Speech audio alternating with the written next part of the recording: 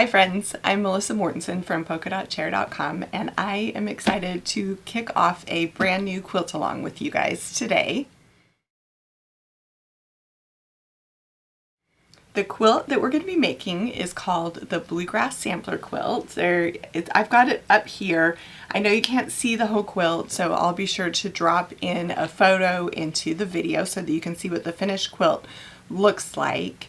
But I've mentioned it many times before, YouTube goes this way, most quilts run this. There's not really a good way to get a full quilt into a YouTube video. The Bluegrass Sampler Quilt features my Bluegrass Charm fabric line with Riley Blake Designs, which I've talked a little bit about here on some of my other on my cutting table videos. So just a quick little overview. It's inspired by my home state of Kentucky. I wasn't born here, I didn't grow up here, but I consider it to be my adopted home. I've lived here since I was in my early 20s, had all my kids here, raised my kids here, and just absolutely love it. It's a beautiful place to live, so green, so many trees, gorgeous flowers, and very charming. So I tried to capture the feel of that with this fabric collection. The collection released with Riley Blake Designs in June of this year, and we had a quilt-along plan to go along with the line, and I just had to wait until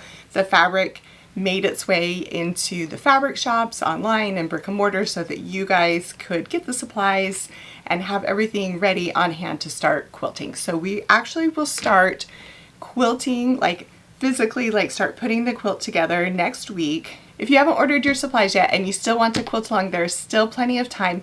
I don't plan to ever delete these videos off of my YouTube channel, so you can catch up afterwards if you get a little bit of a late start. You also can make this quilt with fabric you already own in your fabric stash, or maybe another fat quarter pack that you've had for a little while that you're not really sure what to do with. The pattern's really adaptable that way. Here is a little better view of the pattern. So you will need the pattern for this quilt along. We have printed copies available. You can also find printed copies in quite a few quilt shops across the US and online. We also have a digital PDF if you prefer that format that you can purchase either in our shop at shop.polka-dot-chair.com or on Etsy, which is etsy.com/shop/polka-dot-chair. We have that set up that way because Etsy handles all of like the complicated international tax issues for us. So if you're outside the United States, then you'll need to purchase it on Etsy instead of in our direct shop. Speaking of fabric, if you don't have your supplies for the quilt yet, you can still get them from us if you want. I have what I call a BYOB quilt kit for this quilt. This kit for the quilt includes everything except for the background fabric. That's the B. It's a warm white fabric. The fabric that I used is called Cloud by Riley Blake Designs. It's just a little bit of an off-white, not a pure bright white. I know a lot of you guys have a white fabric that you love and you use over and over again, and some of you I know purchase white fabric on the bolt. So I just wanted to give you guys an option if you wanted to use your own background fabric that you could do that. If you want to use Cloud by Riley Blake, you can find it on Hawthorne Supply, on Etsy, on Fat Quarter Shop. A lot of places have it. It's just called Riley Blake Confetti Cotton Cloud. The quilt kits that we have feature a prepackaged fat quarter pack of the Bluegrass Charm fabric, and you'll use that to piece all the blocks in the quilt. Then in addition to the fat quarter pack, the manufacturer packaged one, we've got an extra 3/4 yard of this blue floral and an extra 3/4 yard of this navy stripe. The navy stripe you'll use for the binding, and then you'll also have a little bit left over if you want to mix and match a little bit more navy into the front of the quilt, maybe substitute some of the other fabrics that are in there. It's really up to you. There is a little bit of wiggle room with fabric choices in the quilt, and we'll go through that a little bit as we have the quilt along goes along. When I designed the quilt pattern, I designed it with the fat quarter pack in mind, so I tried to use a little bit of all of the prints in the line so that you really felt like you got the most use out of your fat quarter pack. But you will have leftovers from the Fat Quarter Pack, and I will be sharing some free tutorials on my blog of some really scrap friendly projects to make with the Bluegrass charm line, so that you'll be able to use up all of the pieces in this Fat Quarter Pack if that is something that you want to do. The kit comes with the extra fabric, the prepackaged Fat Quarter Pack, and then a printed copy of the pattern. And we have those in our shop. We are down to less than 10 of them. We had quite a few of them to start, but we've kind of had them for sale all summer. So if you want a kit, make sure you stop by the shop and grab those, and we will get them shipped out to you ASAP so that you can get it in time to quilt along with us. Whenever I host a quilt along, people always ask me, how do I sign up? How do I sign up? And my response is usually, you don't have to sign up. I'm not going to make it anything formal. But I know a lot of times you guys like to sign up so that you can get reminders of when new projects are posted for the quilt and things like that. So I do have a sign up on my blog. All of the links to everything I'm going to talk about today are in the description of the video. I do have a sign up on the blog, and when you sign up, we'll send you a free PDF, and the free PDF is a little planner for the quilt along.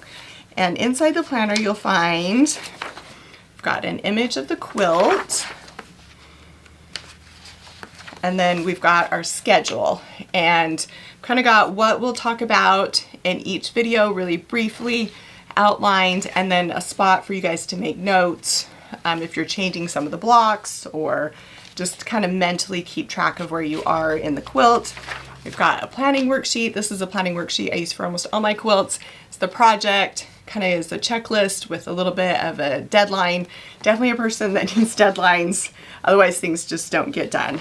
I've included some of the art from the fabric line on the planner as well. And then we've got notes and a to buy list. So if you are making this quilt with other fabrics, or you are using Bluegrass fabrics, you can keep yourself a little inventory list of things that you might need to buy. If there's rulers you want to buy to go with it, anything like that. So good way to keep it all connected.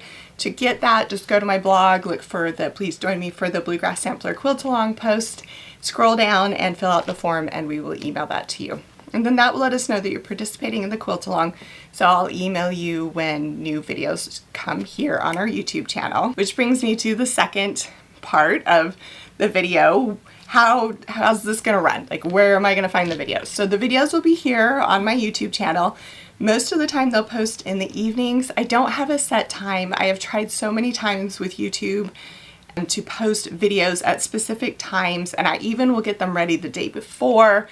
And just Murphy's Law. Every single time I have a specific time set for a video, something happens. The Wi-Fi goes out, the computer breaks, the family emergency happens, something. So I have just learned, call me superstitious, I just don't set specific times. So they will be up before late evening on each of those days. I think they're Wednesdays. Definitely try and get those up as quickly as possible. But like I said, I just too many times have said it'll be up at 6 p.m. Eastern, and then, you know, the Ides of March conspire and videos don't go up at 6 p.m. and then people are disappointed. So I'm just trying to manage the expectation for that a little bit. So let's talk a little bit about the pattern. I mentioned before the things you'll need for the pattern. You're going to need a Fat Quarter Pack of fabric, a little bit of extra yardage, background fabric. You do need the pattern. You also need a few other notions. You will need some heat and bond light or other paperback fusible webbing, because the tails of the ribbons of the Dresdens and the horseshoes and the horses are raw edge applique. And I know a lot of you guys always worry about things fraying with raw edge applique. I've been using this technique with the heat and bond light for years. I wash my quilts, I use my quilts. I have never had an issue with significant fraying with any of them. I always go in and do a nice applique stitch around the side. I do the same applique stitch on my Dresden blocks, which I'll cover in the Dresden block video.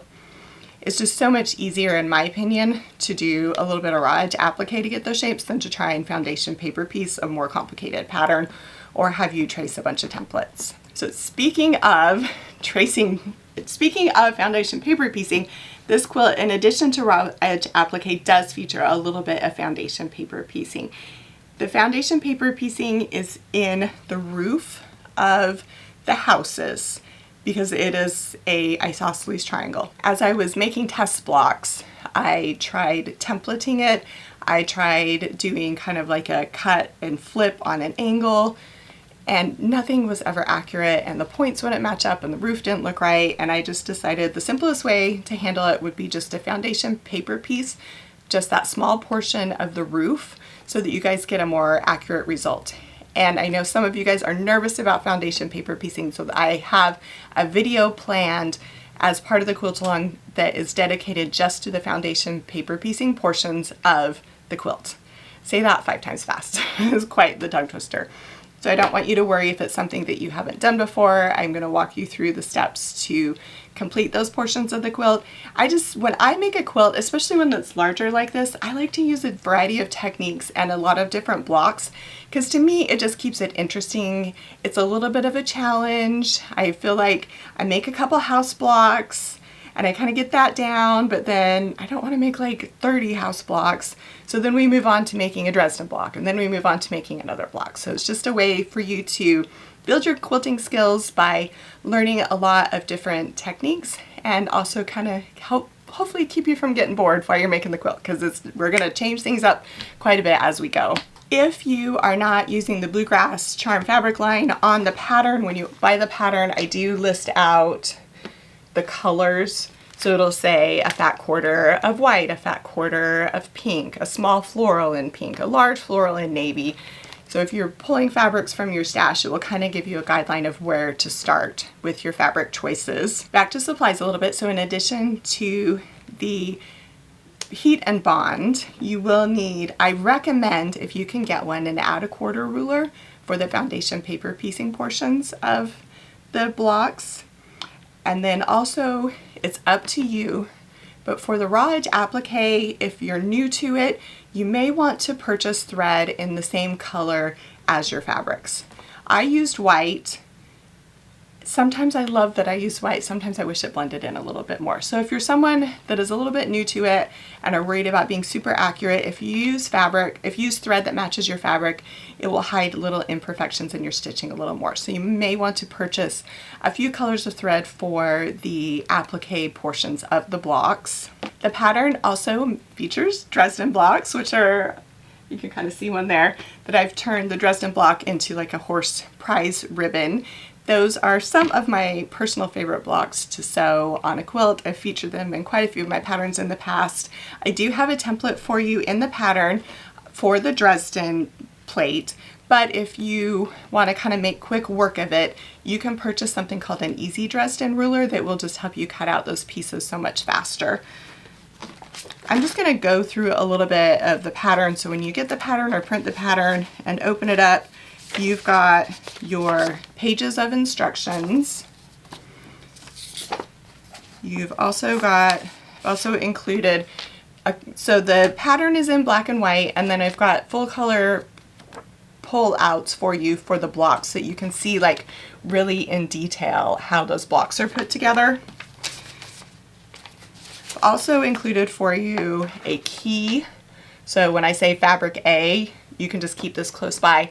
You'll notice that it's a little square there, so if you are not using the Bluegrass Charm fabric, you can use another fabric and just use a little pin and just pin your fabric right over the top. So then as you sew and it says piece fabric A and fabric B, then you can just refer to your little reference chart and not have to try and memorize what fabric A and B are. You've also got foundation paper piecing templates in here. And I've included enough templates in here, you don't have to make copies if you don't want to. The fence portions of the quilt, these ones you can foundation paper piece them, or you can traditionally piece them. I have included foundation paper piecing for those blocks as well in the pattern. We've got appliques for your horseshoe and your horse. 2 different horses because they're facing different directions. And here we've got the Dresden templates in the center and the ribbon pieces. And I'll go through those more in detail as we get to that portion of the quilt. The quilt-along officially kicks off today, As I mentioned before, we start sewing next week. The first blocks, I'm going to refer to my planner just to make sure I didn't remember incorrectly. So on August 6th, we are going to do the foundation paper piece portions of the barn and the fence blocks. We'll walk you through the basics of foundation paper piecing for those blocks. I won't walk you through making the whole block, but we will be talking about the foundation paper piecing parts of those blocks, and I'll share a few tips with you for construction as you're sewing your blocks. A few other kind of housekeeping items. I definitely recommend starching your fabrics before you start sewing. There are some smaller pieces in some of the blocks, and I just personally feel like starching your fabric just helps things go so much smoother. I think the cuts are cleaner, it's easier to work with the fabric, it doesn't stretch as much. To me, it's made a big difference in the accuracy of my quilting, so I definitely recommend that. Also, people always ask me, should you pre-wash your fabric? I personally do not pre-wash my fabric. For me, it's just, if I have to pre-wash the fabric, I'm never gonna sew something. So I just get going with the fabric. I sew exclusively with Riley Bake fabric. I've only one time ever had a fabric bleed on me after I washed it, and it was a really, really dark red. And even then it didn't bleed that much. So personally, I don't wash them. When you wash a fabric, there's a sizing on it that comes from the manufacturer. It washes the sizing off. I just don't think it sews as cleanly. However, someone else will probably get on here and offer you 20 reasons that you should pre-wash your fabric, and they're all right. So it's just really up to you. It's personal preference. My personal preference is not to pre-wash my fabrics. So as far as prep goes, you're going to need to get your supplies together, get the pattern purchased. If you want the planner, print out the planner so you're ready to go when the videos start next week. Take an inventory of your supplies, see if there's anything that you still need to buy or grab. And then if you are really wanting to be super prepared to start sewing, pull apart your Bluegrass Charm bundle and starch and press all of the fabrics. What I usually do is I'll take the fat quarter bundle apart, I'll spray all my fabrics with starch, kind of in a layer. I'll like make pancakes with fabric and starch and fabric and starch. And then I leave them kind of all sitting there like pancakes for a little bit to let the starch kind of soak in. And then I iron it at my ironing board, which you can see back there. And as I iron the pieces, I have this chair here. I literally just iron the piece and then drape it over the back of the chair. And then as the fabric cools and the starch sets, it keeps it from getting wrinkled. And when I'm working on a big project, I'll have that chair full of stacks of fabric, and then I'll just pull the fabric off that I know I need, cut it, and then to try and keep it nice and crisp after I'm done cutting it, I'll usually put it back on that chair as well. Then one more organization tip to share with you as you work. I use these bins. These are from Target as I'm working on a project, because you will need to sew with your scraps from this, because you're going to need to use different parts of each fat quarter for each part of the quilt. So you want to make sure you save your pieces.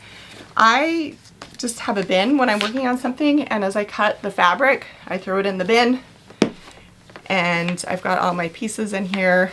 So I do it by fabric theme since I design fabric and kind of work in collections. So this is all of my cut Bluegrass Charm pieces that are too small to go back on the chair.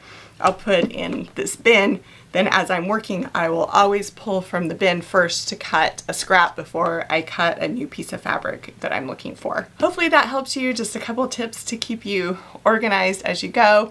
I'm really looking forward to next week. I've been planning this quilt-along for over a year, and I hope you guys will join me. If you have any questions, leave them in the video comments. I'll be happy to answer them. If you have a moment to like, share, subscribe, I would appreciate that too. Let your friends know if they want to quilt along too. It would be a fun end of summer project.